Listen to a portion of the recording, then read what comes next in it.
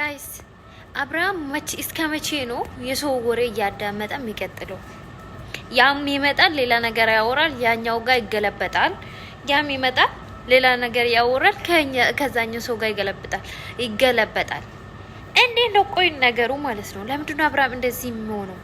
ራሱን አያምንም እንዴ? አርፎ አይቀመጥም? በቃ አይደል እንኳን ደግ በቃ እንደዚህ ብሎ ቢያርፍ ማለት ነው። ማንም ሳያስጠጋ ማንም ባይጠጋ ነበር። ግን ሜሪም መታ ሸውደት ሄዳለች። አሁን ዳኒ መጡ ሸውዳቸው ይሄዳል።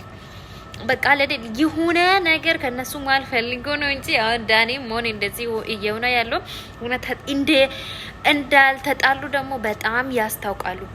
በጣም ያስታውቃሉ። ከንግግራቸው ላይ ያስታውቃሉ ደግሞ ማለት ነው።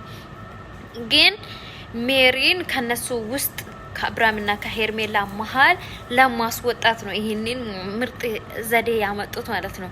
ግን አብርሃምና ሄርሜላ የምትባል እበት ዝም ብሎ ነው እንቧ እያሉ የሚሄዱት ማለት ነው።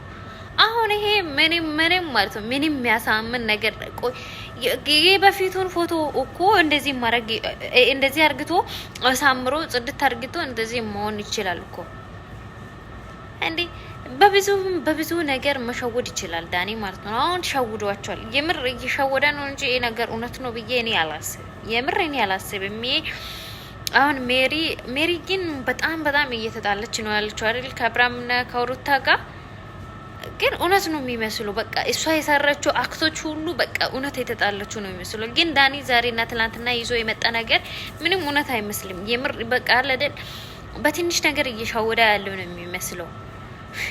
መጨረሻ ላይ እናንተ ጅሎች ብሎ እንዳይሰድቡ ሁሉም አንድ ላይ ሆኖ ማለት እናንተ ጅሎች አሁን ማለት ነው ሜሪንም ዳኒንም ባስጠጉ ማለት ነው ምን ይጎላል?